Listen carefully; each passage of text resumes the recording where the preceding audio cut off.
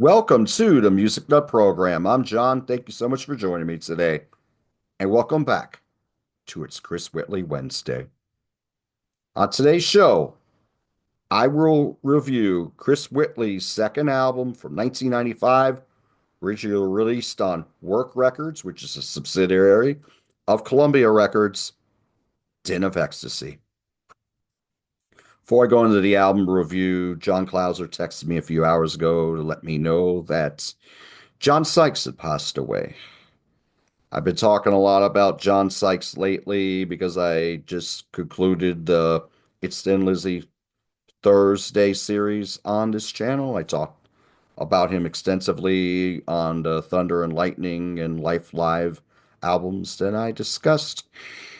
And this really is a big loss. I mean, if you grew up in the 80s, you definitely heard John Sykes' music, whether it was more in Europe with the band Tigers of Pantang, or more here in the States where we heard him on the US version of Slide It In by Whitesnake.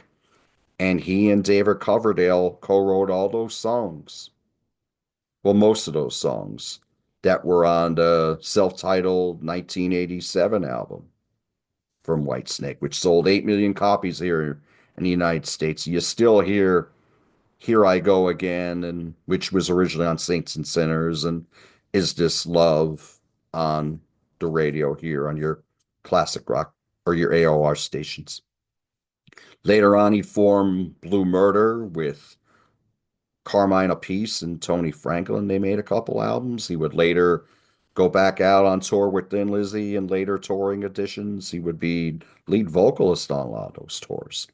So my condolences go out to John's family and friends and all the musicians that he has played with, along with all of his fans around the world. Rest in peace, John. Back to Den of Ecstasy. This is an about face musically, and perhaps you can say lyrically, for Chris Whitley. This came out 4 years after Living with the Law, and back then that was a long time between albums. Now it's more commonplace. Back in the 90s, it was usually 2 years between albums. So instead of having that blues and influenced Americana roots rock sound like we had Living with the Law, on here we get something that's more dramatic. Jimi Hendrix meets grunge, but the songs are looser. They're more abstract. Jimmy is it would be more of his use of feedback on here. He doesn't sound too much like Jimmy, but there is a bit of a Jimmy influence on here, no doubt. Chris was going through a divorce at this time. He and his wife were splitting up after 13 years. Very well reflected in the lyrics and in the music. Let's go over who played on the album. We have Chris Whitley on vocals and guitars. We have Alan Gavert on bass and bass pedals. We have Dougie Bone on drums and percussion. He and Chris, along with John Custer, would produce the album. We also have special appearances on one track each from Andy Rosen on Mellotron, Dan Whitley on lead guitar, and Louis Lepore on lead guitar. Chris would write all the songs on the album except for one, which was Some Candy Talkin', which was originally written and released by Jesus and Mary Chain. Originally on their EP of the same name, later would come out on Psycho Candy, their first LP. Let's get into the tracks. Narcotic Prayer has a very cool guitar line on it, very loose in the way it's played. The lyrics really paint a picture on here. It's a wonderful opener, but it's a little different than what you would had heard before. Very cool opener. Now, Never is more raging and fiery. The guitar playing particularly is like that. But this rages way more than anything you'd hear on Living with the Law. It almost sounds like a different artist. Very well done. Next track is No. For all the rage we had before, now it's really slow. Very dramatic. A lot of use of feedback on this. It's a very emotional song. It's very cool. Oh God, My Heart Is Ready would be a single off the album as well as a video. It's a black and white video of the band playing in the street in New York. This is more raging, but it's you can see why this would be the single because it's probably the most structured of all the songs on here, even though we don't really have a guitar solo on it. We just have this spoken word thing while there's some bass pedals being played. Cool track. Can't Get Off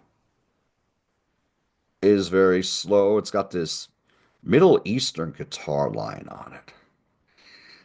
Chris's vocals on here, he goes down from like a whisper to a raging scream on at times on this.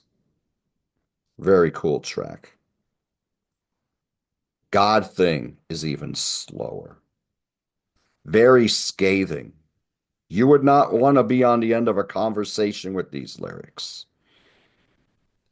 This is a very cool song, but it's really slow and really grinding. And you got some great guitar work here from Chris as well, but it's about the mood of the song. He's really letting these lines ring in here. Goes into the second single from the album, which is Din. Now, when you listen to Din, it's the most driving song on the album, no question. It sounds like something you'd want to hear in your car stereo while taking a ride on the open road. And it's very joyous musically. Not joyous lyrically, but it is magnificent. It's one of my favorite songs by Chris Whitley. New Machine, we hear the resonator guitar for the first time. This is more akin to what you'd hear on Living with the Law, although it's darker subject matter, certainly. Next, we go into Some Candy Talking, which is a Jesus and Mary Chain song.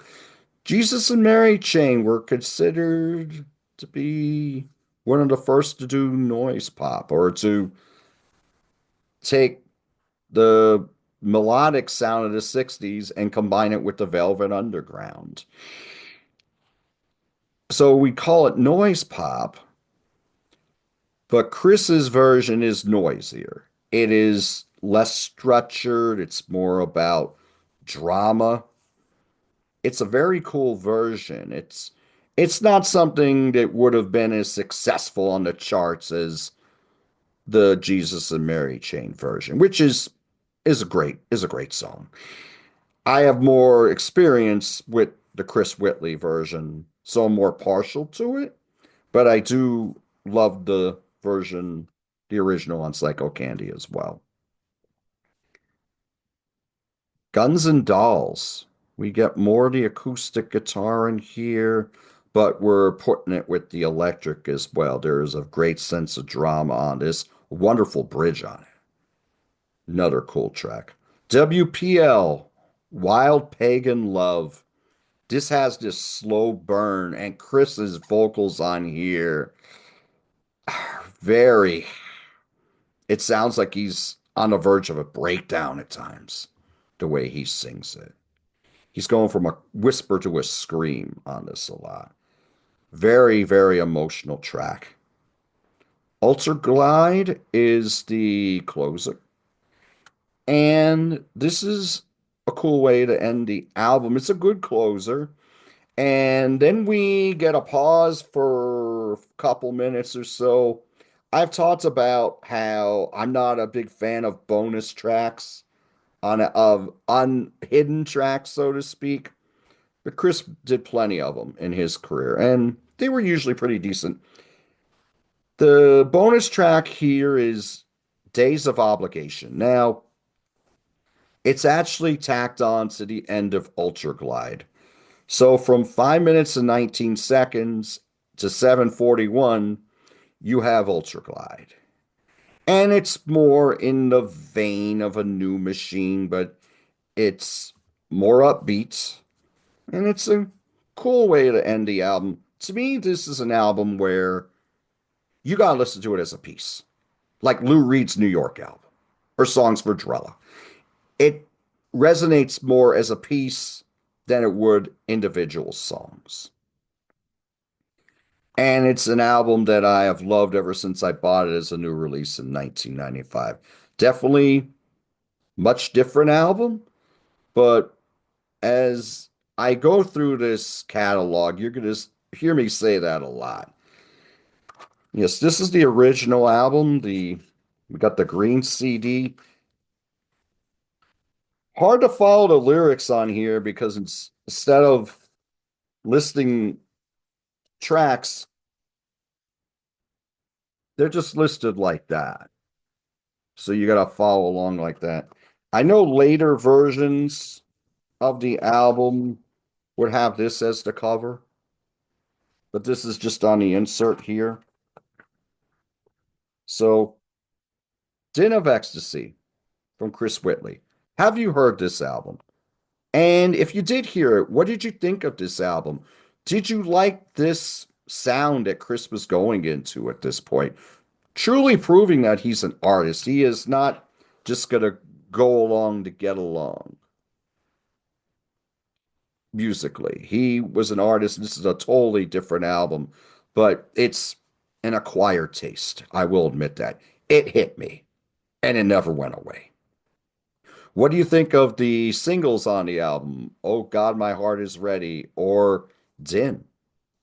The Oh God, My Heart is Ready video is on YouTube, just to let you know that. Please let me know in the comments. Join me next week for It's Chris Whitley Wednesday when I talk about his third album and his last album on Columbia, Terra Incognita. This album, combination of the first two musically. So, thank you so much for joining me today. Do what you love, and I'll talk to you soon.